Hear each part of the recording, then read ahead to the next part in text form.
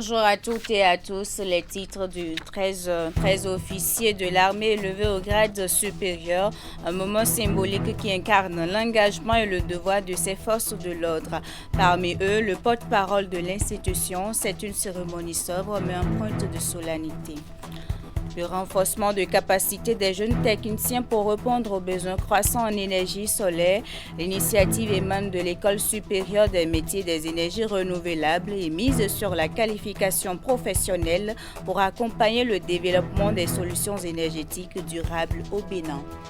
Et puis vous suivrez également dans ce journal l'attente des citoyens de plusieurs localités du Septentrion vis-à-vis du nouveau président élu Romuald Wadaye qui sera investi dans quelques jours dans ses attributs et ses populations misent sur la poursuite des réformes et de nouvelles réponses aux préoccupations sociales et économiques.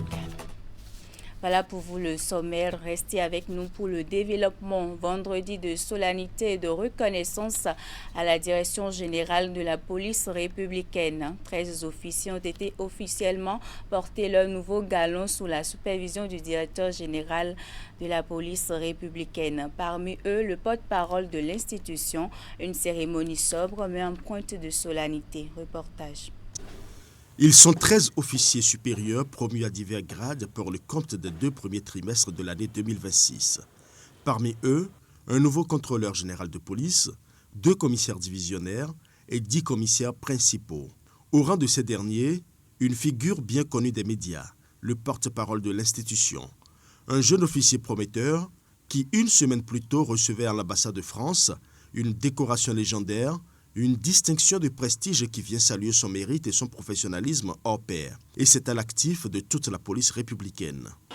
C'est à travers 2 mots que je vais vous demander de vous mettre au travail et résolument au travail. Esprit de sacrifice et l'intérêt général. Derrière ces nouvelles barrettes se cache une symbolique forte, celle de l'excellence.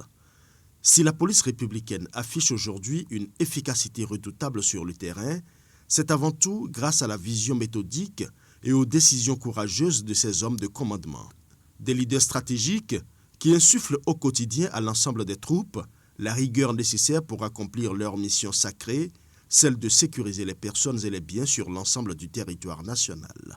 Le fonctionnaire de police n'a pas un intérêt personnel à défendre. Il a été recruté pour travailler à la préservation de l'intérêt général. Et cette dynamique de performance porte une signature, celle du directeur général de la police républicaine, l'inspecteur général Kokou Brice Aloanou, un technocrate purtain, un homme de terrain pétri d'expérience, qui conduit les réformes de l'institution avec une clarté remarquable. Sous sa gouvernance, l'avancement devient le juste reflet de l'engagement. En éducation, l'heure est à la révision des épreuves dans plusieurs écoles à quelques jours du démarrage des examens nationaux. C'est par exemple le cas à l'école primaire publique de Zogbo Groupe D, où enseignants et écoliers se sont lancés dans une intense révision. Ceci pour permettre aux candidats d'affronter les épreuves avec sérénité. Le reportage est signé Ingrid Der et Elvis Tonoucoin. Quel est le point qui permet de soulever facilement la charge? Oui. Le point C. C'est le point C. Pourquoi le point C? Ce sont les épreuves d'éducation scientifique et technologique qui occupent les candidats au certificat d'études primaires ce mercredi matin. À l'école primaire publique de Zogbodé, enseignants et écoliers unissent leurs efforts. L'objectif, aborder les épreuves du CEP avec une assurance totale. Actuellement, on fait les révisions des cours qu'on avait fait avant et on traite des épreuves. J'ai des difficultés en dictée. Je vais bien apprendre mes leçons de grammaire, d'orthographe et de conjugaison. À la maison, c'est moi-même qui révise les cours. Et à l'école, le directeur nous aide à réviser, à traiter les épreuves. Je suis prête à traiter les épreuves le jour des examens. Ils sont 56 candidats, dont 22 filles, a participé à ces séances de révision intense à l'école primaire publique de Jobodé. Ce dispositif, initié par le ministère des Enseignements maternels et primaires, vise à rehausser le niveau des apprenants pour maximiser leurs chances de réussite. Nous avons fini déjà les leçons et nous sommes au temps de révision. Et notre ministre aussi a élaboré un plan d'encadrement qu'on appelle soutien pédagogique à l'endroit des candidats. Nous sommes dans la deuxième semaine de cette organisation et sans vous mentir, nous sommes prêts pour affronter les épaules. Les enfants sont prêts, nous attendons le jour J pour, comme d'habitude, marquer les 100%. Le directeur de l'établissement a par ailleurs prodigué de précieux conseils à ses élèves pour les guider sur le chemin du succès. Je voudrais inviter les élèves à persévérer, avoir foi en soi-même.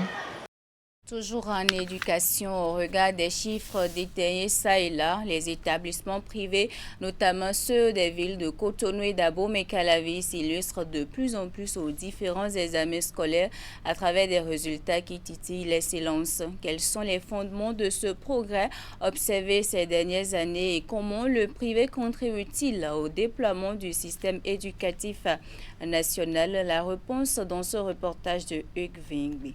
On a inscrit l'enfant au privé, c'est pour le suivi. Parce qu'à 8h, il ferme, à midi, il ouvre. Comme Dame Florence, ils sont innombrables, ces parents qui, pour des raisons de sécurité ou de performance scolaire, confient l'éducation de leurs enfants à un établissement privé.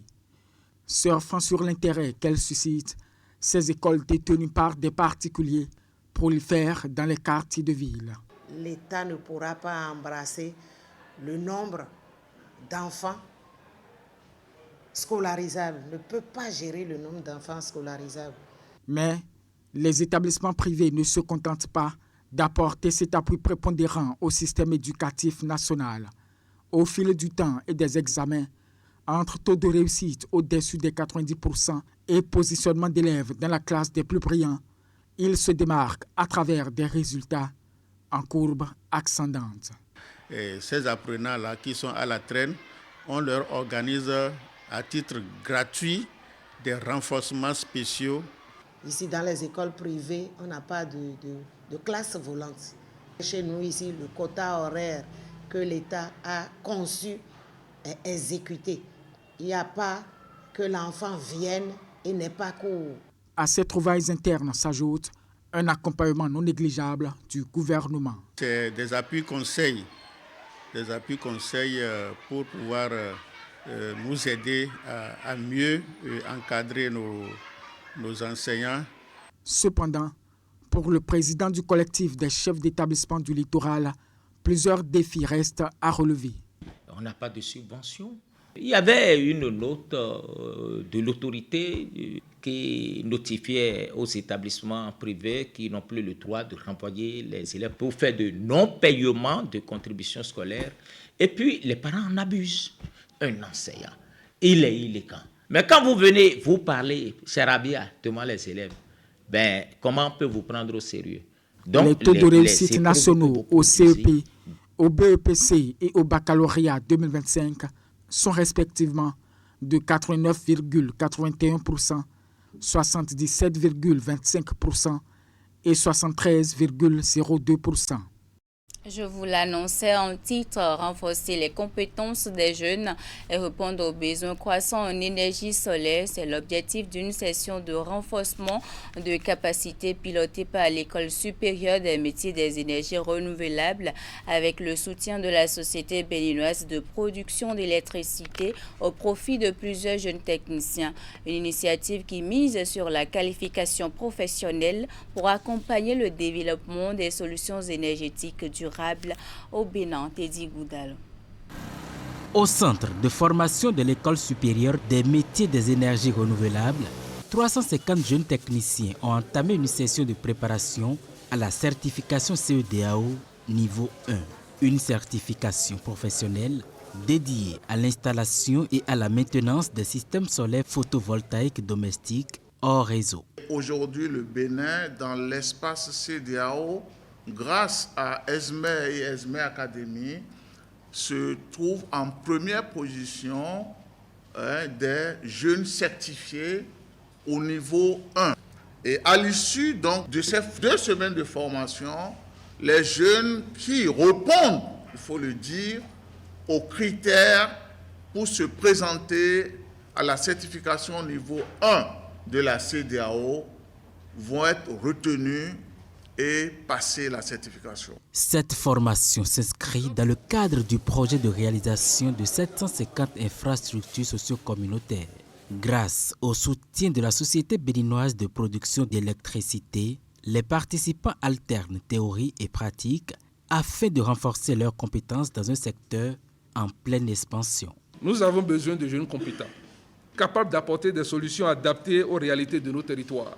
Des techniciens rigoureux, responsables et conscients des exigences liées au métier de l'énergie. À terme, ces jeunes techniciens seront organisés en pools départementaux et communaux de compétences techniques, pour la raison simple que nous puissions disposer d'un réseau de techniciens répartis sur toute l'étendue du territoire, capables de pouvoir intervenir rapidement et de manière efficace sur l'ensemble du territoire national. Au-delà des conseils pratiques prodigués à ces jeunes techniciens par le ministre conseiller Espedi Wessou, la séance s'est soldée par une visite des différentes installations du centre de formation. Après 3 jours d'échanges, de formation et de partage d'expériences autour de l'intelligence artificielle et de l'entrepreneuriat numérique, les participants au forum régional de la CEDEAO sur le développement du capital humain repartent enrichis et davantage conscients des opportunités qu'offre le numérique. La rencontre a lieu à Lomé, la capitale togolaise. Étudiants, jeunes diplômés et entrepreneurs saluent l'initiative au micro de Idrisso Boukari. Et durant ces 3 jours, les panélistes ont donné réellement ce que l'importance de l'intelligence artificielle, sa collaboration avec l'être humain et son utilité dans tous les secteurs, que ce soit dans le secteur de la santé, dans le secteur de l'agriculture, dans le secteur de la technologie.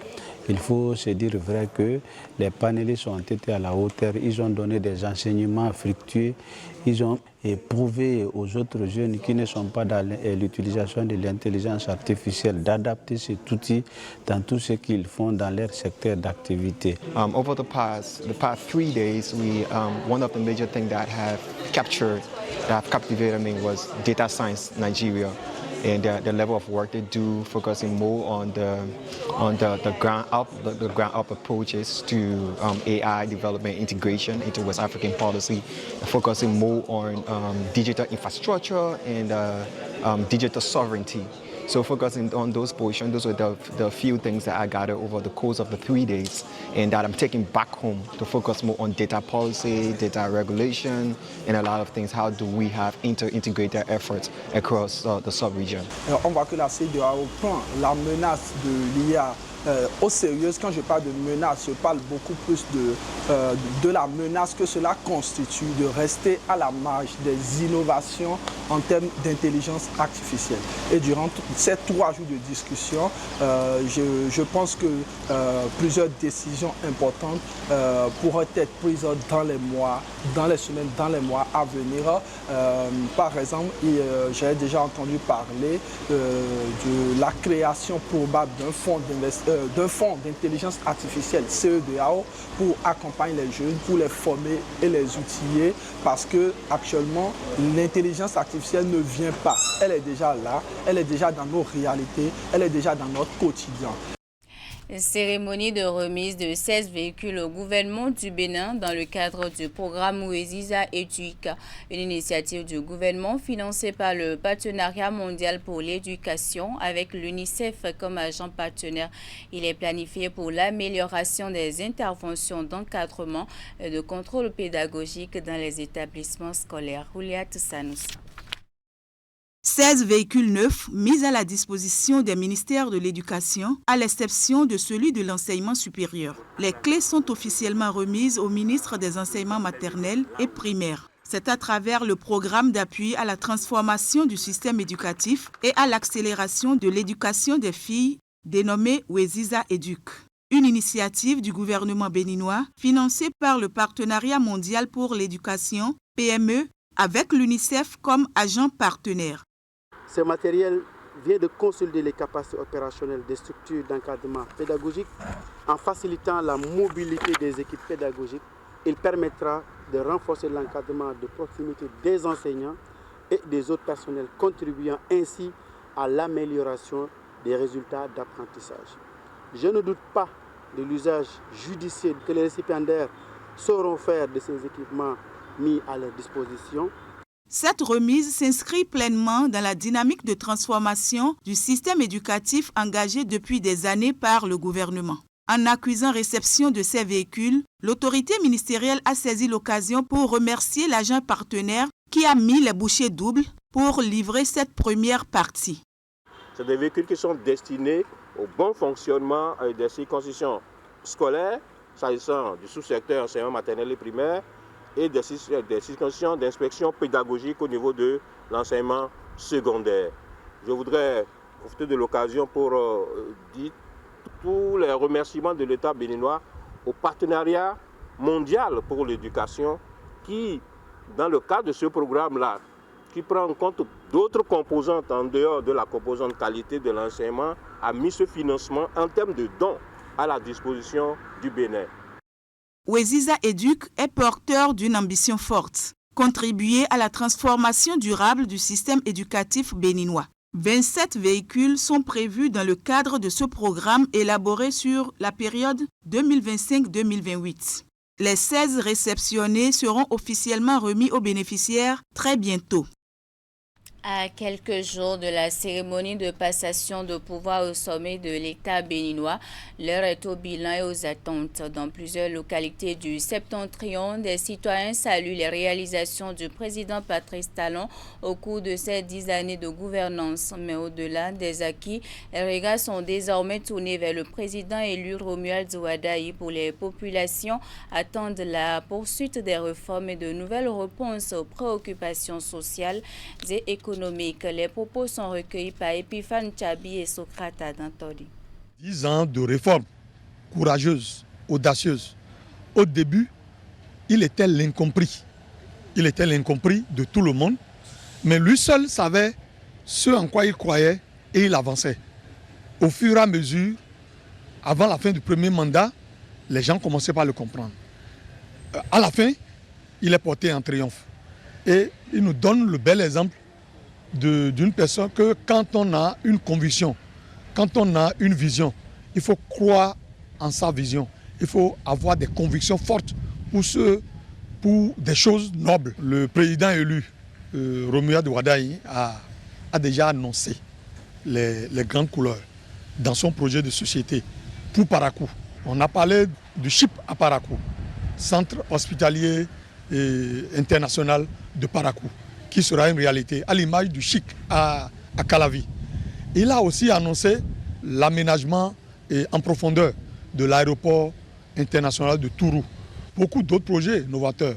Et nous l'attendons sur le terrain pour inaugurer les tout premiers projets pour la ville de Parakou. Je tiens à le féliciter et vraiment, ce qu'il a pu réaliser dans 10 ans, on sent que réellement, moi j'ai suivi Wadayi, c'est par rapport à la continuité avec les réalisations que M. Patrice Talon a pu faire.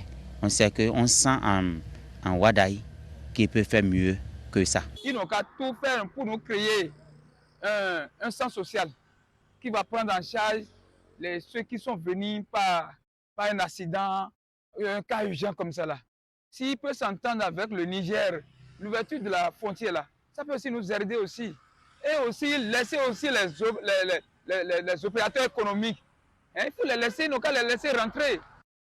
Former une jeunesse capable de participer activement aux décisions publiques et au développement de leur communauté, c'est l'objectif d'un atelier de renforcement des capacités organisé à Kandi au profit de 40 responsables d'associations de jeunes venus de plusieurs communes du Bénin. Epiphane Tchabi et Socrate Anantoli.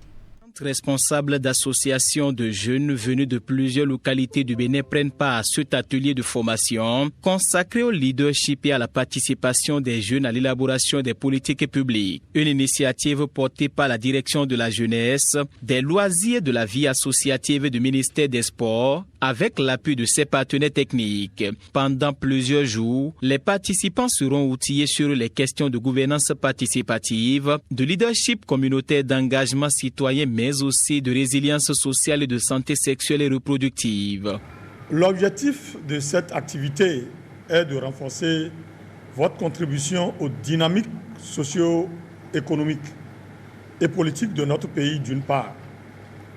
D'autre part, de constituer un vivier capable de concevoir, d'analyser et de porter des politiques publiques adaptées aux réalités locales, car l'élaboration d'une politique publique doit s'appuyer sur la participation active des jeunes filles et jeunes garçons que vous êtes. Je voudrais inviter tous les leaders invités ici à cette formation à être attentifs parce que vous êtes pour nous des acteurs de changement positif. Du côté des participants, l'initiative est fortement appréciée. C'est une très belle opportunité pour moi de renforcer mes compétences en leadership et de profiter de cette belle opportunité. Nous espérons pouvoir repartir d'ici avec des compétences clés qui permettront de mieux affiner le travail afin de pouvoir significativement contribuer à la dynamique de développement en cours. À travers cette session de formation, le ministère des Sports et de la Jeunesse entend ainsi bâtir une nouvelle génération de jeunes leaders engagés, capables d'influencer positivement les décisions publiques et de devenir de véritables acteurs